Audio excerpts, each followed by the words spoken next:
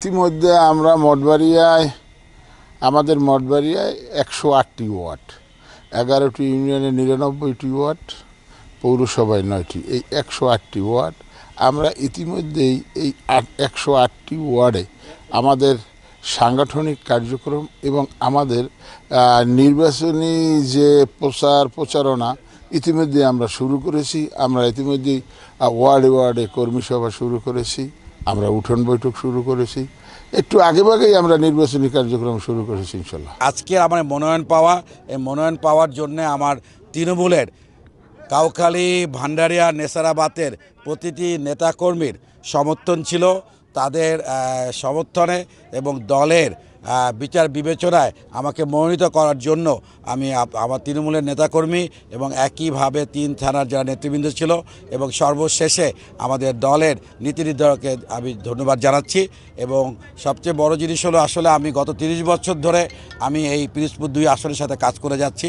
বিগত দিনে আমার বাবা এই এলাকার এমপি ছিলেন, যে অতীতে মন্ত্রীও ছিলেন। তো আমাদের সাথে রাজনীতিটা আমাদের পারিবারিকভাবে আমরা রাজনীতির সাথে জড়িত। আমি আশা করব যে ইনশাল্লাহ আমাদের নেতাকর্মীরা ঐক্যবদ্ধভাবে কাজ করবে। তাদের মধ্যে কোনো দ্বিধাদ্বন্দ্ব অতীতে ছিল না, যদিও প্রতি থানায় টুকটাক কিছু দ্বিধাদ্বন্দ্ব থাকে। বাট আমি গত 9 দিন ধরে এলাকায় আমি এই 3 দিন ছিলাম নেসারাবাদে, তার আগে ভান্ডারে ছিলাম 3 দিন, তার আগে আমরা ছিলাম কাউখালীতে। তখনই আমরা নেতাকর্মীরা আমাকে ওয়াদা করেছে যে আমাদের যেই প্রার্থী হোক না কেন আমরা তার পক্ষে একতাবদ্ধভাবে কাজ করব, আমরা কোনো বিভেদ চাই না।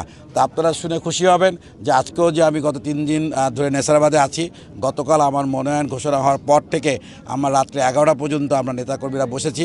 আজকেও সারাদিন আমি নেতাকর্মীর সাথে ব্যস্ত ছিলাম।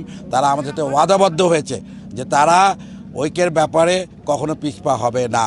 তো ইনশাআল্লাহ আমরা আশাবাদী।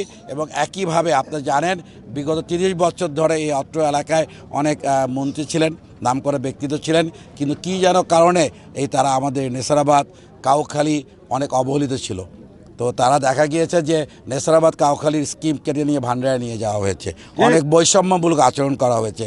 তা আমি আশা করি যে ইনশাল্লাহ আমাদের দল বিএনপি ক্ষমতায় আসবে এবং ইনশাল্লাহ আমরা যারা প্রার্থী আছি তা নির্বাচিত হয়ে প্রথমে আমরা যেসব অবহেলিত আমাদের 2 থানা আছে, যে যারা দীর্ঘদিন ধরে নিষ্পেষিত, আমাদের নেতাকর্মীর উপরেও অনেক অত্যাচার বিচার করা হয়েছে, কিন্তু আমরা আমাদের দেশ নায়ক তারেক রহমানের নির্দেশে আমরা কারোর প্রতি কোনো অন্যায়মূলক আচরণ করি নাই। আমরা তাদেরকে অবস্থানে ছিলাম এবং তাদের প্রতি সব টেক কেয়ার করেছি। তো আমরা জানি যে জনগণ গতকাল আমার এই মনোনয়ন ঘোষণার পরে আমাদের তিনটি থানায় গণজোয়ার সৃষ্টি হয়েছে।